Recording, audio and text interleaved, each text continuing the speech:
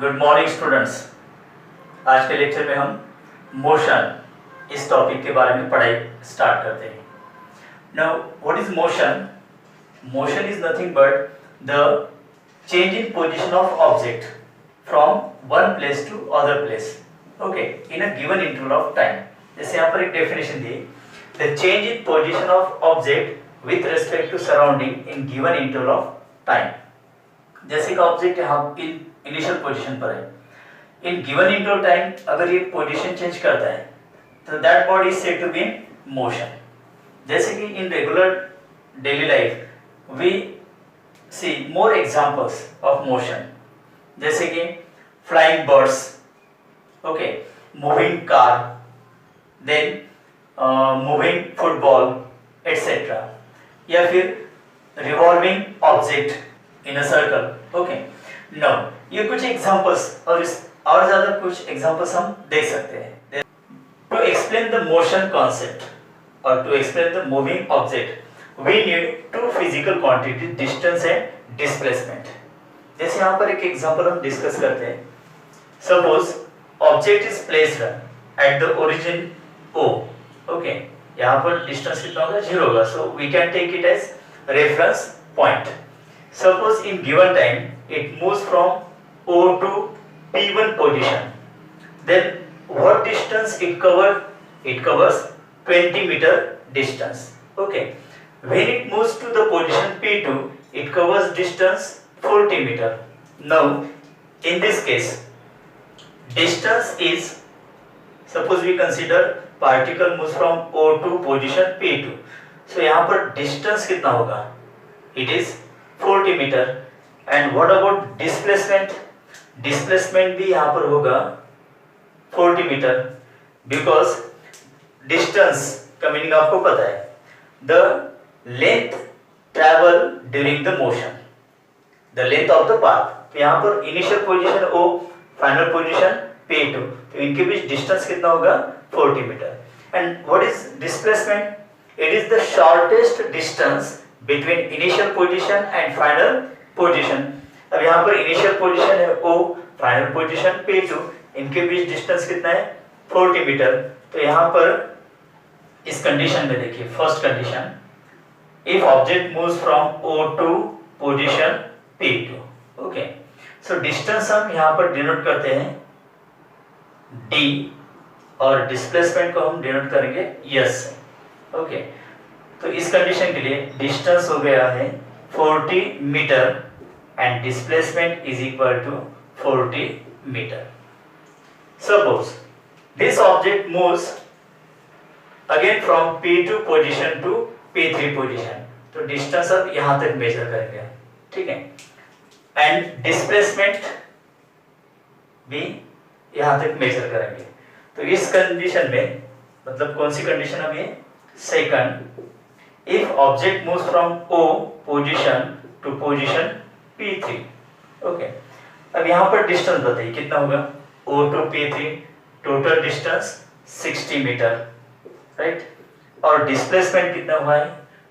That is straight line distance between initial position O, final position P3, और वो भी कितना है? 60 मीटर। इसका मीनिंग क्या होता है कि जब तक ऑब्जेक्ट मूव होता है या फिर उसकी पोजीशन चेंज होती है strictly along the straight line, तब तक उसका डिस्टेंस और डिस्प्लेसमेंट दोनों की वैल्यू सेम होती है। जैसे यहाँ पर 40 40, 60 60। अब थर्ड कंडीशन हम डिस्कस करते हैं। जैसे object moves from O to position P3 and again it return from P3 to position P2, okay. तो यहाँ पर O to P3 and return back to position P2। अब इस एग्जांपल में डिस्टेंस देखिए, O to P3 60 मीटर, अगर ये return back आ जाता है यहाँ पर, ओके, तो ये 20 मीटर इसमें ऐड हो जाएगा। So what is the distance here? The distance is equal to total path travel 60 plus this 20, so this is 80 metre. And what about displacement? तो यहाँ पर डिस्प्लेसमेंट कितना होता है? Initial position O, final position P2, तो O to P2 displacement कितना है यहाँ पर? 40 मीटर, राइट। ओके स्टूडेंट्स, अब फोर्थ कंडीशन डिस्कस करते हैं हम। Suppose the object moves from O to P3 position and again return back to O position, मतलब O to P3 and again to original position O, ठीक है। तो इस दौरान क्या होगा, देखिए, object moves from O to P3 that is 60 and again from P3 to original position, so total is again 60। तो 60 प्लस 60, तो टोटल डिस्टेंस कितना होगा यहाँ पर 120 मीटर, राइट, 120 मीटर। और देखिए डिस्प्लेसमेंट कैसा होगा, O to P3 position, again it return from P3 to O position. तो इस सिचुएशन में इनिशियल पोजीशन O है और फाइनल पोजीशन भी O, तो यहाँ पर डिस्प्लेसमेंट कितना होगा फिर, सो दैट डिस्प्लेसमेंट बिकम्स 0, यहाँ पर डिस्प्लेसमेंट होगा 0 मीटर, राइट। अब नेक्स्ट कंडीशन डिस्कस करते हैं, जैसे fifth condition, suppose object moves from O to P3 position, it return from P3 position to initial position O and moves towards the left side at the position P4, okay. तो यहाँ पर ये यहाँ तक आ जाएगा ऐसा। अब इस सिचुएशन में टोटल डिस्टेंस ऑब्जेक्ट ने कितना ट्रेवल किया है, O to P3 60, P3 to again original position 60, total हो गया 120, और from O to P4 this is 20, okay. तो टोटल डिस्टेंस हो गया 120 plus 20, that is distance is equal to 140 metre, right. और इस दौरान डिस्प्लेसमेंट कितना होता है, देखिए। अब डिस्प्लेसमेंट मतलब क्या है, shortage distance between initial position and final position. तो इनिशियल पोजीशन हमारी है यहाँ पर O, okay, and final position P4, लेकिन ये distance on the left side है ओरिजिन से, तो ये डिस्टेंसेस कैसे होते हैं, नेगेटिव। तो O to P4 इतना जो डिस्प्लेसमेंट होगा that will be -20 metre, right. तो इस एग्जांपल से हमें कंक्लूजन क्या मिलता है कि जब तक ऑब्जेक्ट स्ट्रेट लाइन डिस्टेंस या स्ट्रेट लाइन मोशन परफॉर्म करता है तब तक उसका डिस्टेंस और डिस्प्लेसमेंट सेम रहता है, ओके। देन डिस्टेंस देखिए यहाँ पर 80 मीटर है और डिस्प्लेसमेंट कितना है 40 मीटर। यहाँ पर डिस्टेंस है 120 मीटर लेकिन डिस्प्लेसमेंट 0 है, ओके। और डिस्टेंस यहाँ पर 140 मीटर है तो डिस्प्लेसमेंट -20 मीटर है। तो इसका मीनिंग क्या होता है कि distance is always positive, okay, but displacement may be positive, negative and 0. Now students, we will discuss about the difference in distance and displacement. Distance is the length of the path traveled by a body while moving from initial position to a final position, whereas displacement is the shortest distance between the initial position and the final position of the body. Distance is a scalar quantity which has only magnitude, right? And displacement is a vector quantity that it has both magnitude as well as direction. Distance measured is always positive. Now we have seen displacement can be positive, negative depending on the reference point. The total distance covered equal to the algebraic sum of the all distances travel in different directions. अब displacement में क्या होगा? The net displacement is vector sum of individual displacements in all directions. In distance, there is always a distance covered whenever there is motion, and displacement will be 0 if body comes back to its initial position. Distance is always greater than or equal to displacement, whereas displacement is always less than or equal to distance. Other physical quantities, speed and velocity. These are the physical quantities that gives the idea about how fast or slow the object moves. Okay, so what is speed? That it is defined as the distance covered per unit time. Okay, so speed is scalar quantity that gives only magnitude, how fast or slow the object is moving. For example, vehicle, तो उसके सामने वहाँ पर speedometer होता है, देखिए, तो that gives this magnitude of moving object. That means, for example, if a vehicle is moving with 40 km per hour, so 40 km per hour, that is the speed. Okay.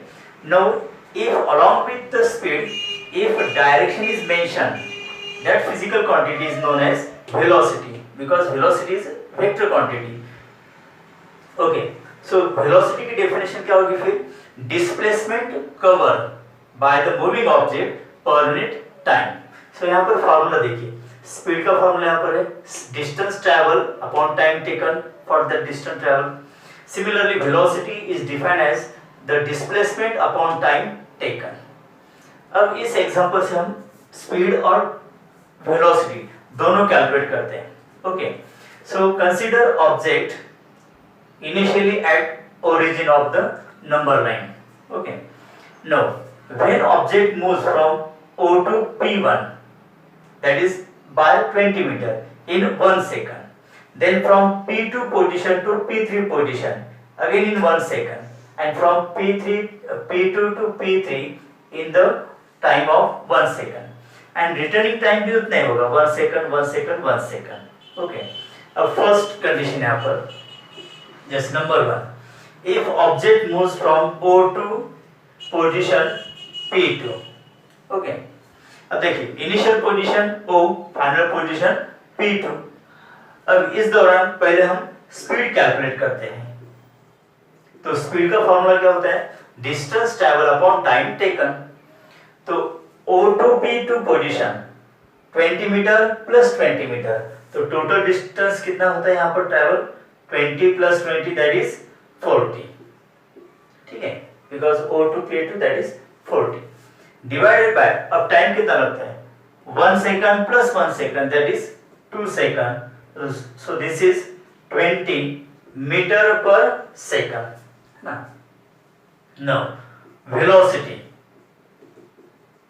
velocity is equal to displacement upon time. O to P2 position total displacement कितना है? 40 और time 2, so this is also 20 metre per second. ठीक है, अब second condition, suppose object moves from O position to P3. इस दौरान speed कितनी रहेगी देखिए.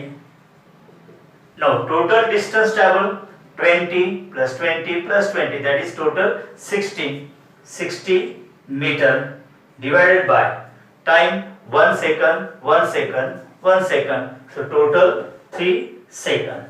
So this is 20 meter per second. Similarly velocity हम निकाल सकते हैं यहाँ पर. Velocity is equal to displacement. अब initial position O, final position P3, तो डिस्टेंस कितना, मतलब डिस्प्लेसमेंट कितना होता है यहाँ पर? 60 divided by time taken 3, so this is also 20 metre per second. मतलब यहाँ पर भी जब तक object moves along straight line तब तक उसकी स्पीड और वेलोसिटी दोनों का मैग्नीट्यूड सेम होता है. अब थर्ड कंडीशन देखते हैं यहाँ पर. Suppose object moves from O position to P3 and again return to the position P2. ठीक है, तो पहले स्पीड निकालते हैं. स्पीड इज इक्वल टू, अब इस दौरान टोटल डिस्टेंस कितना कवर होता है देखिए. O to P3 60 metre and from P3 to P2 position 20, so 60 plus 20, so total distance travel 80 metre. Okay, divided by, अब टाइम कितना लगेगा? 1 second 1 second 1 second 3 second and during P3 to P2 again 1 second, to total second 4, so this is 20 metre per second. तो यहाँ पर हमें समझ में आ रहा है कि that speed is uniform speed. Okay, now velocity निकालते हैं. velocity, अब velocity is equal to displacement upon time taken. देखिए O to P3 60, P3 to object P2 तक आ जाता है, तो फाइनल पोजीशन क्या होगी? P2. Initial position O। अब इनके बीच डिस्टेंस कितना होगा 40, यहाँ पर 40 लिखते हैं, divided by time 4 second, because यहाँ से यहाँ तक 3 सेकंड और वापस 1 सेकंड, तो 4 second, so that is 10 metre per second. देखिए इस कंडीशन में अब मैग्नीट्यूड बदल जाता है, स्पीड 20 मीटर पर सेकंड और वेलोसिटी कितनी 10 metre per second. So this is also known as average speed and average velocity. Now number 4, अगर ऑब्जेक्ट मूव होता है O to P3 and again return to original position O। अब यहां पर speed पहले निकालते हैं। Speed, total distance covered 60 plus 60, so total 120 metre, divided by time 3 second और वापस आने के लिए फिर से 3 second, so 6, so this is 20 metre per second. No velocity, velocity is equal, अब इस दौरान टोटल डिस्प्लेसमेंट कितना होता है देखिए, O to P3 and again return object from P3 position to O, मतलब initial position O, final position O, so total displacement is 0। Yes, तो यहाँ पर टोटल डिस्प्लेसमेंट 0 होगा और टाइम कितना लगता है इसके लिए 6 second, so this is 0 metre per second. मतलब ऑब्जेक्ट अगर ओरिजिनल पोजीशन से निकलता है और वापस ओरिजिनल पोजीशन पर पहुंचता है तो वहां पर वेलोसिटी मतलब एवरेज वेलोसिटी कितनी होती है 0 metre per second. Next fifth condition देखिए, suppose object moves from O to P3 position, again return to O position and again to the position P4 on left side, यहां तक आता है, जैसे यहां से निकलता है और यहां तक पहुंचता है, ठीक है। अब स्पीड, एवरेज स्पीड कितनी होगी, total distance covered 60 metre plus 60 metre 120 और यहाँ पर फिर से 20, तो दिस इज 140 मीटर और टाइम कितना लगता है फिर 3 second plus 3 second and again this 1 second, so total is 7 second, so this is 20 metre per second. लेकिन वेलोसिटी कितनी होगी यहाँ पर, okay, initial position O and final position P4।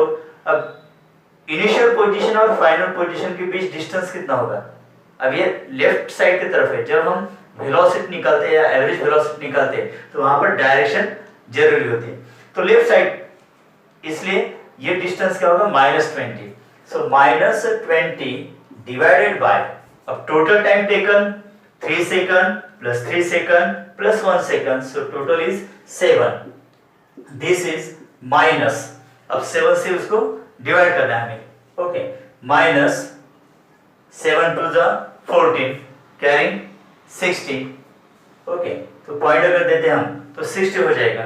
अब डिवीजन कीजिए, 60 डिवाइडेड बाय 7,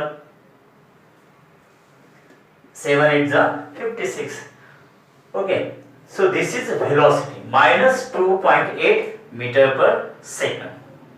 तो यहाँ पर हमें क्या डिस्कशन से मिलता है देखिए कि स्पीड ऑलवेज पॉजिटिव है, लेकिन एवरेज वेलोसिटी देखिए पॉजिटिव 0 एंड यहाँ पर निगेटिव मिलती है।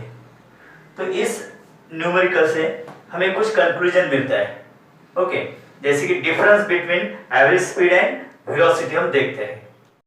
Difference between speed and velocity. Speed is the distance traveled by body in unit time. Definition of velocity. The velocity is the displacement of body in unit time. Speed is scalar quantity. The speed does not tell us the direction of motion of a body, whereas velocity is a vector quantity. The velocity tells us the speed and direction of motion of a body. The speed is always positive. The velocity can be positive, negative, depending on the direction of the motion. Now, the magnitude of speed is always greater than and equal to velocity, but the magnitude of velocity is always less than and equal to the speed. During the circular motion, the average speed does not become 0 after completing one round, लेकिन circular motion में क्या होता है कि एक after completing one round the particle reaches to original position, तो resultant displacement zero हो जाता है। इसलिए during the circular motion average velocity become zero after completing one round. Okay students.